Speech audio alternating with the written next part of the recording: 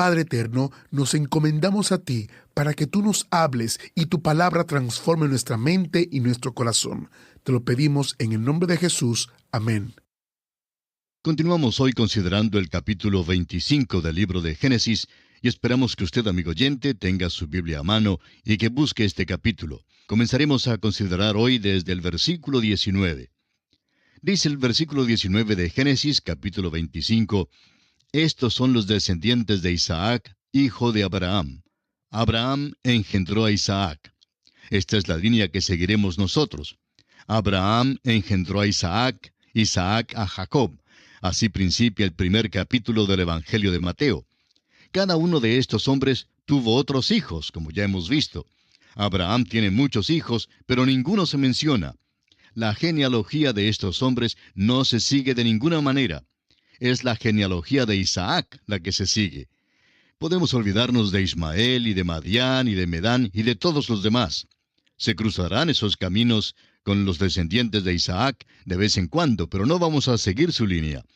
Los versículos 20 al 22 de este capítulo 25 de Génesis dicen, y era Isaac de 40 años cuando tomó por mujer a Rebeca, hija de Betuel arameo, de Padán Aram, hermana de Labán arameo. Y oró Isaac a Jehová por su mujer, que era estéril. Y lo aceptó Jehová, y concibió Rebeca su mujer. Y los hijos luchaban dentro de ella. Y dijo, si es así, ¿para qué vivo yo? Y fue a consultar a Jehová. Notemos que Rebeca era estéril, pero que Isaac oró al Señor. Y ahora van a nacerle gemelos. Es interesante la declaración de que los hijos luchaban dentro de ella. Esta es la lucha. Notará usted que es la lucha que tiene lugar hoy en el mundo. Hay una lucha hoy entre la luz y las tinieblas, entre lo bueno y lo malo.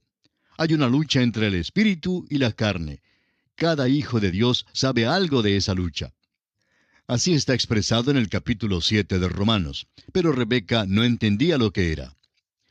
Ahora el versículo 23 de este capítulo 25 de Génesis dice, y le respondió Jehová, 2 naciones hay en tu seno, y 2 pueblos serán divididos desde tus entrañas. El un pueblo será más fuerte que el otro pueblo, y el mayor servirá al menor. Dios declara a Rebeca que el mayor servirá al menor. Ella debe haberlo creído, y su hijo menor debe haberlo creído también. Leamos ahora los versículos 24 al 26. Cuando se cumplieron sus días para dar a luz, he aquí había gemelos en su vientre. Y salió el primero rubio, y era todo velludo como una pelliza, y llamaron su nombre Esaú. Después salió su hermano, trabada su mano al calcañar de Esaú, y fue llamado su nombre Jacob. Y era Isaac de edad de 60 años cuando ella los dio a luz. Esaú significa rubio. Era rubio o color de la tierra. Era el mayor, pero Dios había dicho que el mayor serviría al menor. Isaac y Rebeca estaban casados ya por unos 20 años antes de que nacieran estos niños. El mayor era Esaú. Jacob trabó la mano al calcañar de Esaú. Le llamaron Jacob, el usurpador, porque trató de llegar a ser el mayor y tomar su lugar. Pero Dios ya le había prometido eso. Él debió haber creído a Dios. Ahora el versículo 27 dice, y crecieron los niños, y Esaú fue diestro en la casa, hombre del campo, pero Jacob era varón quieto que habitaba en tiendas. Consideremos ahora a estos 2 hijos al crecer ellos en el hogar. Son gemelos, pero no había 2 muchachos que jamás fueran tan diferentes como estos 2. No solo luchaban en el seno, sino que se hicieron mal el uno al otro desde este momento en adelante. Tienen puntos de vista absolutamente diferentes y las filosofías de la vida muy distintas. Su modo de pensar es diferente y también sus actitudes. Al principio tenemos que confesar que Esaú se ve más atractivo que Jacob. Aprendemos que no se puede juzgar solo por la apariencia exterior. Tenemos que juzgar por lo que hay en el interior. Aprendemos eso en este caso particular aquí. Los niños crecieron. Esaú era un cazador diestro, un hombre del campo. Jacob, por su parte, era joven quieto que habitaba en tiendas. Esaú era un cazador diestro, el joven del aire libre, tipo atlético. Dedicó su tiempo a los deportes. Dedicó su tiempo a todo lo que era físico, pero no tenía ninguna capacidad espiritual. No tenía ninguna comprensión, ni capacidad, ni deseo para las cosas espirituales. Siempre tenía interés en lo que era físico. Esaú representa, pues, la carne. Jacob, por su parte, era hombre quieto. Vivía en casa. La mamá lo consintió y hasta fue dominado por ella. Notará usted que hizo todo lo que ella le dijo que hiciera. El papá mima a Esaú y la mamá mima a Jacob. El versículo 28 dice: Llamó Isaac a Esaú porque comía de su casa, mas Rebeca amaba a Jacob. El problema surge aquí mismo en el hogar. Uno piensa que bajo estas circunstancias va a haber dificultades. Pues por supuesto que las van a tener. Cuando el padre está mejor dispuesto o más inclinado hacia un niño y la madre hacia el otro, tiene que haber problemas. Y eso es exactamente lo que sucedió aquí. Isaac amó a Esaú porque comía de su casa. Esaú salía a cazar y siempre lograba conseguir algo. Traía la casa a su hogar y a Isaac le gustaba comer de ella. Y le gustó el muchacho que dedicó su tiempo al aire libre. Pero Rebeca, por su parte, amó a Jacob. Parece aquí que Esaú es mucho más atractivo que Jacob. Parece ser más sano. Este muchacho Jacob es astuto, trata de ser diestro. El hecho es que no le importa si condesciende para hacer las cosas que son malas. Dios va a tratar con él. Lo interesante es que aunque Esaú era muy atractivo en el exterior, adentro en su corazón realmente no tenía ninguna capacidad para Dios. Si alguna vez hubo un hombre del mundo, este es ese hombre. Es simplemente un hombre físico y nada más. Vivía solo para lo físico. En cambio, en lo profundo del corazón de Jacob había un deseo por las cosas espirituales. Le tomó mucho tiempo a Dios el quitar todo el desecho de encima y quitar todas las cubiertas que había para llegar a donde estaba ese deseo espiritual. Pero por fin Dios lo hizo. Y antes de que terminemos de estudiar a este hombre Jacob, y su historia sigue por casi todo el libro de Génesis, veremos que él siempre fue el hombre de Dios. Pero él no lo demostró sino hasta más tarde en su vida. Pero ya llegaremos a ese punto. Ahora se nos cuenta aquí un incidente que tuvo lugar en el hogar. Bien podemos entender que en un lugar como este habría tiempos difíciles. Habría dificultades y algunos conflictos y no sería llamado un hogar feliz. Leamos ahora los versículos 29 al 34 que dicen: Y guisó Jacob un potaje, y volviendo Esaú del campo, cansado, dijo a Jacob: Te ruego que me des a comer de ese guiso rojo, pues estoy muy cansado. Por tanto fue llamado su nombre Edom. Y Jacob respondió: Véndeme en este día tu primogenitura. Entonces dijo Esaú: He aquí yo me voy a morir. ¿Para qué pues me servirá la primogenitura? Y dijo Jacob: Júramelo en este día. Y él le juró, y vendió a Jacob su primogenitura. Entonces Jacob dio a Esaú pan y del guisado de las lentejas, y él comió y bebió, y se levantó y se fue. Así menospreció Esaú la primogenitura. Este incidente revela la naturaleza de ambos hombres. Esaú llegó del campo. Había estado afuera en el aire libre y estaba cansado, pero no estaba muriéndose de hambre como muchos implican. Ninguno que hubiera sido criado en la casa de Abraham moriría de hambre. Siempre habría algo que comer. La cosa era que no había nada preparado en el momento, sino este potaje o sancocho o sopa, pudiéramos decir, que Jacob había hecho. Jacob es el joven de la casa y al parecer un buen cocinero. Ahora Edom significa rojo o terrizo, semejante al color de la tierra. Así es como significa Esaú.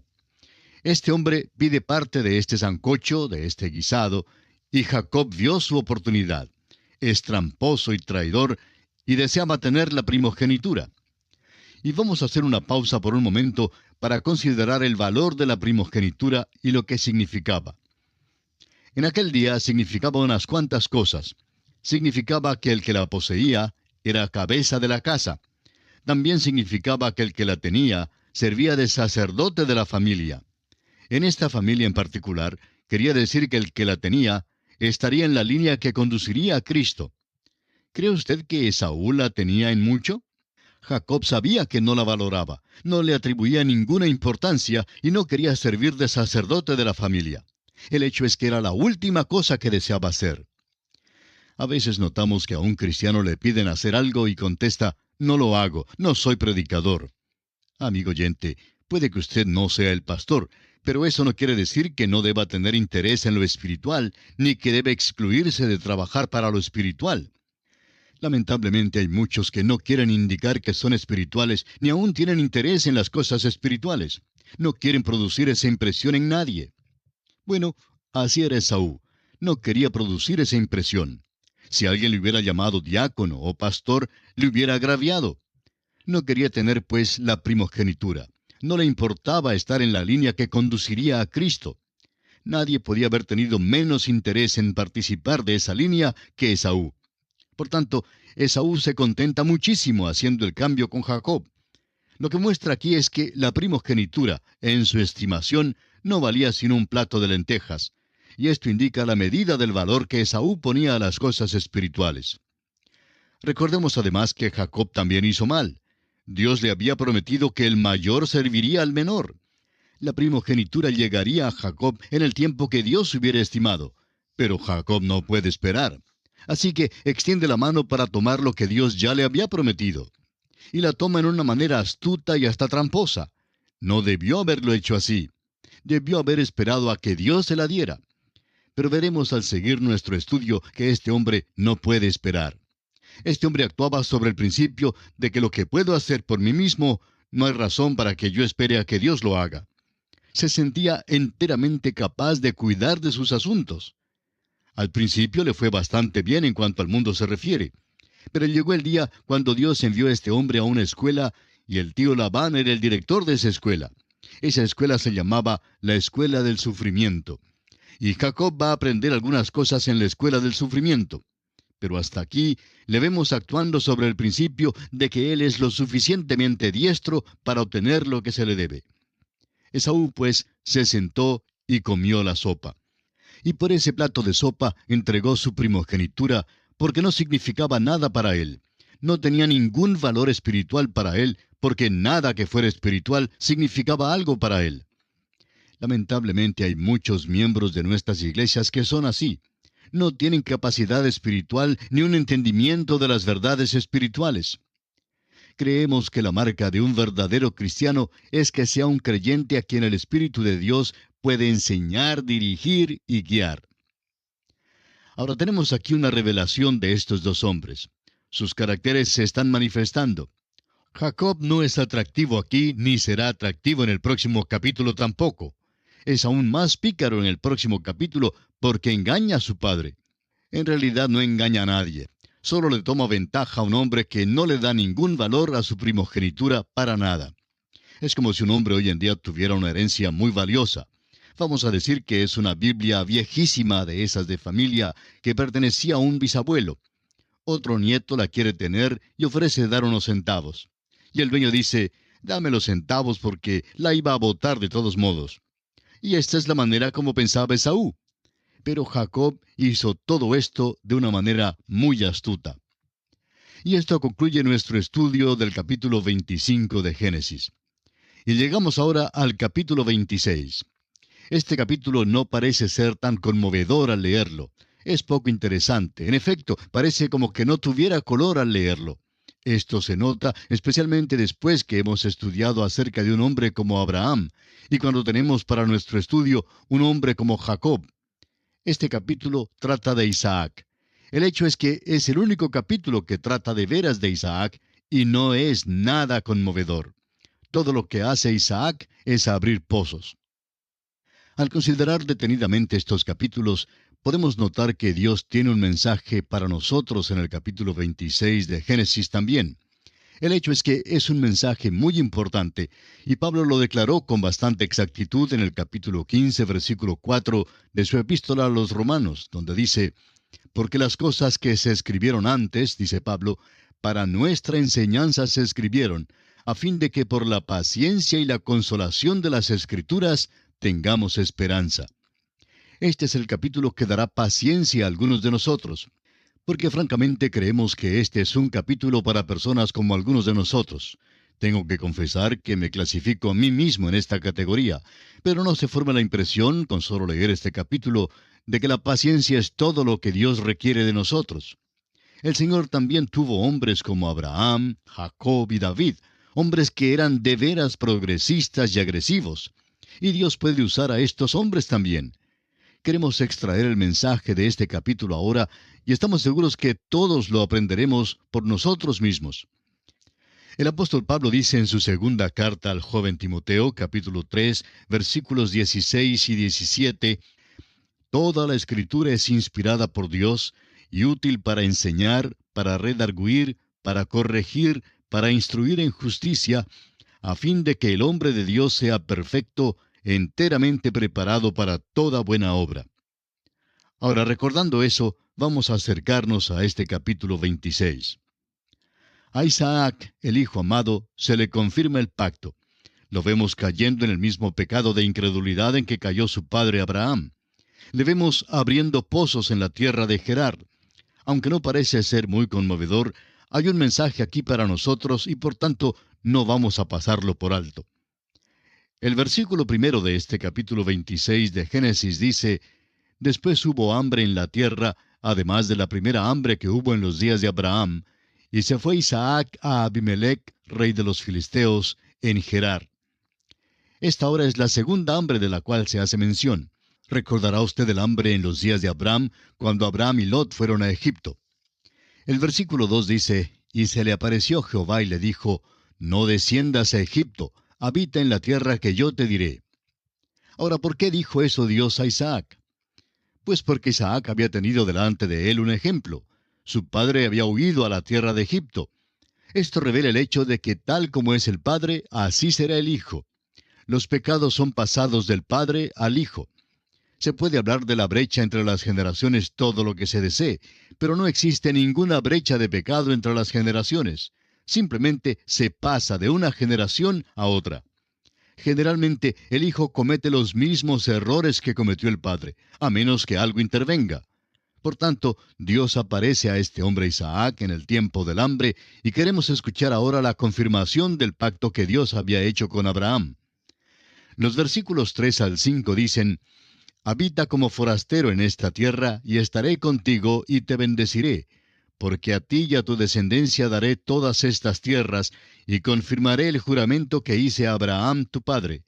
Multiplicaré tu descendencia como las estrellas del cielo, y daré a tu descendencia todas estas tierras, y todas las naciones de la tierra serán benditas en tu simiente, por cuanto oyó Abraham mi voz, y guardó mi precepto, mis mandamientos, mis estatutos y mis leyes. Usted puede ver que Dios simplemente confirma el pacto que había hecho con Abraham. Manda que Isaac no salga de la tierra porque Dios se la quiere dar. También repite el pacto acerca de la simiente que descendería de su línea, la cual poseería la tierra. La tierra está involucrada en la bendición, pero es la simiente la que sería una bendición a todas las naciones. Cuando Dios dice que Abraham fue obediente, debemos recordar que Dios no había dado la ley mosaica. Abraham no estaba bajo la ley de ninguna manera. Lo importante es que cuando Dios le dijo a Abraham que hiciera algo, Abraham creyó las promesas de Dios y actuó sobre ellas. Esa es la manifestación de la fe. Hay hoy demasiadas personas que se quejan de que no hay realidad. Una señora se acercó hace algún tiempo a un predicador y le dijo que ella creía, pero que no podía estar segura porque no sentía nada. Tal incertidumbre. Bueno, el predicador no le había hablado mucho tiempo, cuando ya pudo notar que no había ninguna acción en la vida de esa dama. Simplemente se sentaba en su rinconcito, haciendo girar los pulgares y diciendo, yo lo creo, y luego esperaba que algo grande sucediera. Pero no es así, amigo oyente.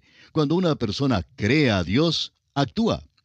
Si alguien me llamara ahora mismo por teléfono para decirme que hay una cierta cantidad de dinero en un banco en el centro de la ciudad y que ha sido depositado allí a mi nombre, ¿qué cree usted que yo haría? Especialmente si me dijera que fuera a cobrarla. ¿Cree que simplemente me sentaría en casa todo el día? Amigo oyente, al terminar la conversación telefónica, colgando el auricular, ya estaría de camino al banco. La fe es algo sobre lo cual se actúa. La fe es sobre la cual se da un paso firme. Abraham creyó a Dios y Dios se lo contó por justicia. Dios ahora le dice a Isaac que quiere que él sea el mismo tipo de hombre. Leamos ahora los versículos 6 y 7 de este capítulo 26 de Génesis. Habitó pues Isaac en Gerar. Y los hombres de aquel lugar le preguntaron acerca de su mujer, y él respondió, es mi hermana, porque tuvo miedo de decir, es mi mujer, pensando que tal vez los hombres del lugar lo matarían por causa de Rebeca, pues ella era de hermoso aspecto. Gerar queda en el sur. Abraham e Isaac ambos vivían en la parte sureña de la tierra. En realidad, Abraham había entrado en la tierra por el norte, en Siquem, pero luego vivió en la parte sur, en Hebrón, el lugar de comunión. Notemos aquí que Isaac repite el pecado de su padre. Dios le había amonestado que no fuera a Egipto, y por eso no fue allá, sino que se quedó en Gerar. En Gerar debe haber visto a los hombres mirando a Rebeca con codicia, y por tanto le pide a ella que les diga que es su hermana. Ahora, la diferencia entre Abraham e Isaac es que Abraham dijo la mentira a medias, en cambio Isaac la dijo entera.